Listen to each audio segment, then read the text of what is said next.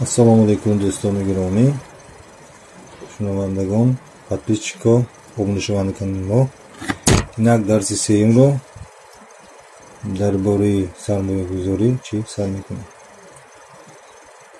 хел ки дар дарси гузашта будем, чӣ биржа ба якчанд фондҳо, гурӯҳҳо, бозорҳо чӣ тақсим мешавад. Яке аз ин бозорҳо, фондҳо чӣ аст?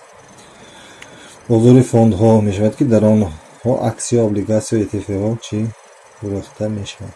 Анакунун имрӯз дарси навбати мо дар бораи яке аз намудҳои асбобҳои сармоягузорӣ, яъне инструменти инвестирования, яке аз намудҳояш чӣ мешавад? Облигатсия мебошад. вақте ки шумо облигатсияро мехаред, ин маънои онро дорад ки мо ба ягон корхона ё компания чӣ медиҳед? қарз медиҳед. бар ивазаш ба шумо чӣ медиҳад? Компания ё давлат чӣ фоиз медиҳад. облигатсияи компанияро шумо мехаред ё давлат ё ягон компанияро, компания дар ивази шумо чӣ медиҳад? ба шумо ягон фоизҳои муайянро чӣ медиҳад. акнун фарз кардем ки корхона чӣ кард? фарз кардем корхонаи Газпром нефт бояд дар дигар районҳо, дар дигар ҷойҳо чӣ филиали худро кушояд, яъне тараққӣ кунад. барои ин ба компания чӣ аст? маблағ зарур аст барои пешравии чӣ корҳояш. филиалҳо мехоҳад чӣ кори худро пеш барад. фарз кунем дар Россия, давлати Россия дар ягон минтақа чӣ коргарони онҳо, разведчикои онҳо кони чиро ёфтанд, ё газро ёфтанд, ё кони нефтро ёфтанд. барои онро аз дохили замин гирифтан бисёр чӣ маблағгузорӣ кардан лозим аст ки бисёр пули зиёд меравад. барои ҳамин онҳо, ин компанияҳо чӣ мебаранд? Облигатсия мебаранд. яъне облигатсияро бароварда ба инвесторҳо, сармоягузорон пешниҳод мекунанд. яъне компания облигатсияро мебарад, ба инвесторҳо чӣ мекунад? пешниҳод мекунад ки ба мо пул диҳатон я сармоя гузорӣ кун, бар эвазаш мо ба шумо чӣ медиҳем? як фоидаи худро чӣ медиҳем. фоизҳо гуногун ҳастанд, аз 10%, 15%, 25%. яке он фоизҳое ки облигатсияро медиҳанд, албатта аз фоизтар аст. барои ҳамин сармоягузор ба корхона пул медиҳад ба вақти муайян ва фоизи муайян ки дар чӣ сабт карда мешавад? дар коғози облигатсия сабт карда мешавад. масалан, Ставропольснефть компания чӣ аст? аксияшро пешниҳод мекунад барои шумо. ҳар як аксия нархаш 5000 рубл будааст дар ин ҷо. дар эвазаш ба шумо чӣ компания фоиз медиҳад. облигатсия ба корхона хеле хуб аст. барои чӣ хуб аст? барои он хуб аст ки ӯ аз банк пул намегирад, аз сармоягузорон бо фоизҳои нисбатан пасттар пул мегирад ва тараққиёти кори худро чӣ мекунад? пеш мебарад. аз дигар тараф сармоягузорон ҳам хуб аст тавонанд ба аксия гузашта, яъне сармоягузорон облигатсияро харида аз он ягон фоизҳои муайян ба даст мебаранд ки ин фоизҳо аз фоизи банк чӣ аст? зиёдтар аст. банк фарз кардем 4-5% фоида даромад кард барои шумо. корхонаҳо ба воситаи облигатсия ба шумо чӣ метиҳанд? фоизҳои баландтар аз 10%, 15% то 25% чӣ фоида дода метавонанд.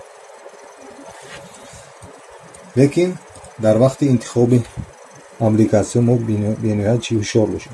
яъне миёнаи тиллогиро чӣ кунем? интихоб кунем.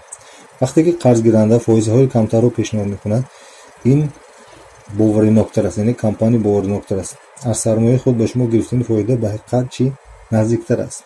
баръакс вақте ки корхона ба шумо фоизҳои баландро пешниҳод мекунад, аз имконият дуртар аст. Яъне шумо мумкин аст аз корхона ин фоизҳои худро чӣ баландро гирифта натавонед.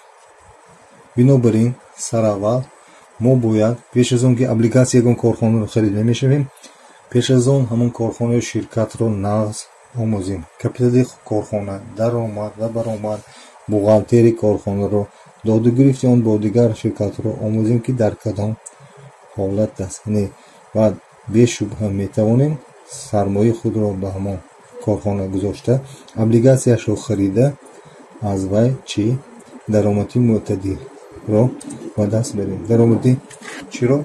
ғайри фаъол, пассивни доход мегӯяд. Яъне шумо вақте ки облигатсияро мехаред, шумо ягон хел кор намекунед, ба ягон аренда намесаред, ягон ҷо налог намесбаред. Фақат шумо аз ҳамин облигатсияи худ як бор ё як сол ба як бор фоизҳои худро ба даст оварда мегаред ки ин бениҳоят чӣ аст? Хуб аст. Яъне кор намекунед, лекин пулҳои шумо чӣ кор мекунанд.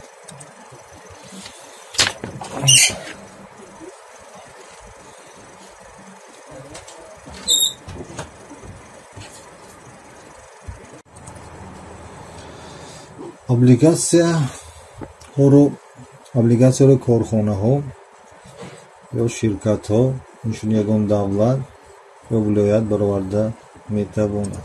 Мана чӣ хел ки дар сурат мебинем, дар ин ҷо облигатсияи давлатӣ чӣ аст? Российская федератсия. Облигатсияи давлатӣ чӣ? Россия аст. Ани дутоинаш облигатсияи корхона Ставропольснефть, ин Мосбанк. Яъне облигатсияи давлатӣ бениҳоят чӣ аст? Бовариноктар аст, лекин фоизҳои чӣ? Паст медиҳад. Лекин облигатсияи ширкатҳо, фирмаҳо фоизҳои баландтар доранд, лекин на он қадар чӣ? Боваринок ҳастанд. Чӣ хел ки дар боло зикр кардем. Яъне баъзе компанияҳо ба шумо пеҳнавон мекунанд, яъне аз ин чӣ огоҳ бошед, чунки шумо мумкин ин фоидаро гирифта натавонед. Яъне мумкин ин рекламаи чӣ аст? Хато аст ё фиребанда аст. Лекин корхонаое ки 10-15 фоизро пешниҳод мекунанд, шумо аз ин мефаҳмед ки онҳо ба чӣ? Ба ҳақиқат наздик даранд. Бинобар ин дар вақти интихоби облигатсия шумо чиро миёнаи тиллогиро ҳисоб кунед. ин қадар аз рӯи хатарнокӣ зиёд набошанд, фоизи баланд надошта бошанд ки хатари онҳо зиёд аст, ин қадар паст ҳам надошта бошанд ки онҳо чӣ? Ба банк фоизҳошон чӣ? Наздиктар набошад. Кирои сармоягузорӣ як фоизҳои баландро чӣ? Ба даст оваред ки компания ба шумо як фоизҳои баландтар диҳад ки инфлясияи шуморо пӯшонад. Яъне беҳуда пули шумо ба даст биёред. Бинобар ин облигатсияро мо аз рӯи критерия, аз рӯи меъёр ба аз рӯи 3 дараҷа чӣ? Ҳамихел нишон додам. Яъне аз ҷиҳати хатарнокӣ низ мӯътадил аст. Яъне ин қадар хатар надорад, чунки шумо фақат облигатсияро мехаред, даромади ғайри фаъолро, фоидаи мӯътадилро ба даст оварда мешинед. Аз ҷиҳати фоидаи нокӣ ҳам на он қадар зиёд аст, лекин стабилни пассивни доход шумо бо чӣ ҳаст. Аз ҷиҳати душворӣ ҳам на он қадар чӣ?